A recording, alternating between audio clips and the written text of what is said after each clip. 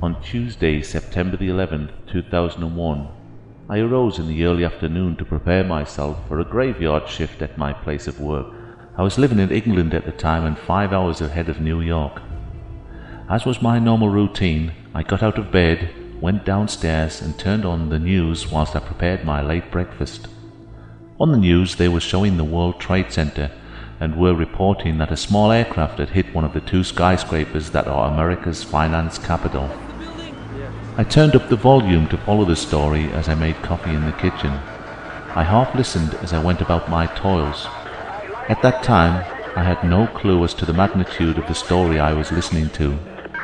With food on my plate and coffee in my cup, I sat down to watch the news.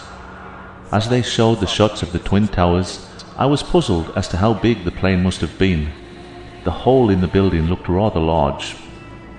While watching, I did notice a plane on the right-hand side of the shot approaching the towers, but having no idea of the scale, I assumed that it was a small aircraft, probably belonging to some anonymous news service. That was when the second tower was hit. Initially, I had no idea what had just happened in front of me. It took a few seconds to realize another plane had hit the buildings. Prior to that, the human mind plays tricks. The chances of two planes hitting two neighboring skyscrapers are infinitesimally small. At first, I thought maybe a secondary explosion caused by the first impact. But no, how could that happen? It was not even the same building. And as the truth dawned on me, I realized that some unknown monster had today declared war on the United States of America. I sat mesmerized in front of the TV, slowly realizing that this was one of the biggest news stories of my life, and it was all unfolding in front of me live on TV. The attack on the World Trade Center, the Pentagon, and had the fourth plane not been downed by a bunch of heroic passengers, probably the White House, was an evil, cowardly, and heinous assault on everything we value dearly in the civilized world. America was outraged, rightfully filled with anger and a desire to punish those responsible for this atrocity. Years later, and motivated by political gain, the left tried to downsize what happened on September 11, 2001, an attempt to convince you that our response was uncivilized and unjust. But America responded like America had to. We stood proud and we stood strong. We showed the monsters who hide in shadows and plot against us that if you punch America on the nose, we may bleed for a short while, but we'll wipe that blood away, and once we have, the ferocity of our responses will leave you in no doubt of the consequences of your actions. This is the message we have to send out. Once the cowardly terrorists perceive America as being weak, a message clearly sent out by Bill Clinton after the Mogadishu farce, they will have no fear of attacking us, as witnessed on that fateful Tuesday morning. The content of this video may be disturbing to some, and I do not apologize for that. This was my intention. I want this video to be a reminder to you all of the evil that was cast down upon the soil of the United States of America on September the 11th, 2001.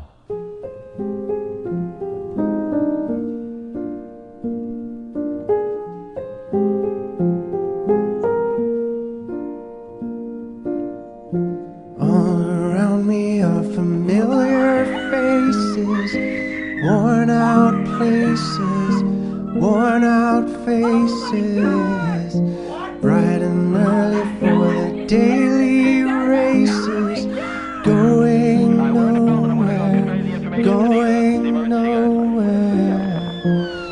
Their tears are filling up their glasses, no expression, no expression. Hide my head, I wanna drown my sorrow. No tomorrow, no tomorrow. And I find it kinda funny, I find it kinda sad. The dreams in which I'm dying are the best I've ever had. I find it hard to tell you, I find it hard to take. When people run in circles, it's a very, very mad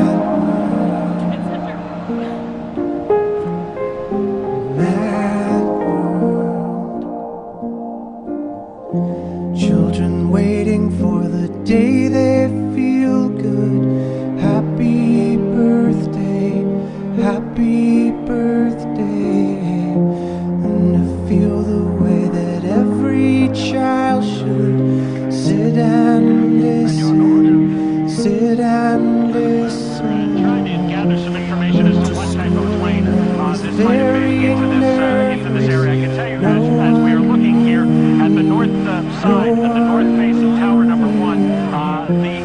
that is in the building runs from about 10 stories up to about 15 stories, going from right to left.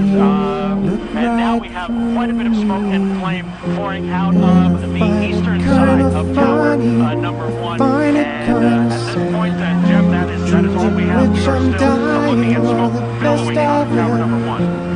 Here at this point, the Capitol building, the Treasury, and the White House have now all been evacuated. A plane crashed into the Pentagon just a little while after the two planes crashed into the two towers of the World Trade Center here in New York. They have also evacuated the Capitol building. And let's listen for Tom Kaminsky in Chopper 880 who joins us again. Tom, we have a question for you. Can you get out of Manhattan?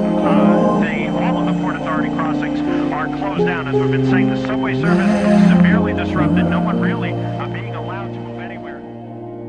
And as we all claim freedom as our divine right, let us ponder that freedom is not nor ever was free. A man's freedom of speech, freedom of choice, and right to choose the leaders he or she would follow in peace and in battle has come at the cost of an immeasurable amount of lives and struggles since the dawn of mankind. Your forebears' pain has indefatigably led to the liberty and justice that you take for granted.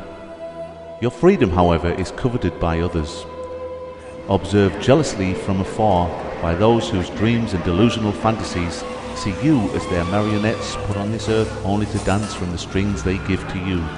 Make no mistake, as those who stood on this good earth before you sacrificed themselves for their children and their children's children, so must we all continue that struggle. A struggle against religious fanatics, dictators, and oppressors who seek to rob you of your legacy. Freedom. Freedom. Freedom. Freedom. Freedom. Freedom. Freedom.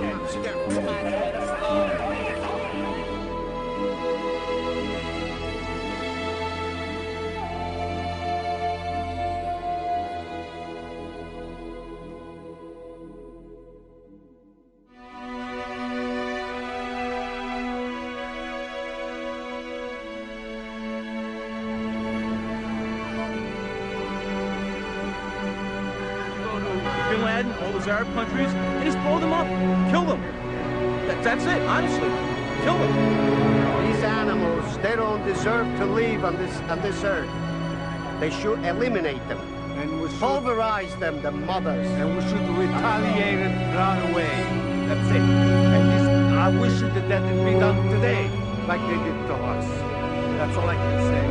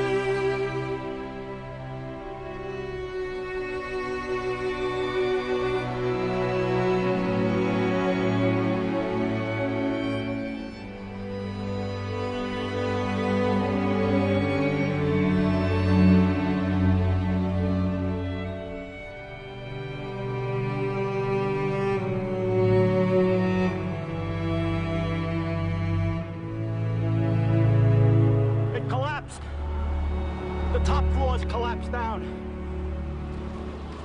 I saw it blow and then ran like hell. Thank God. I'm 69, but I can still run. There's got to be fire in the trap back there, though.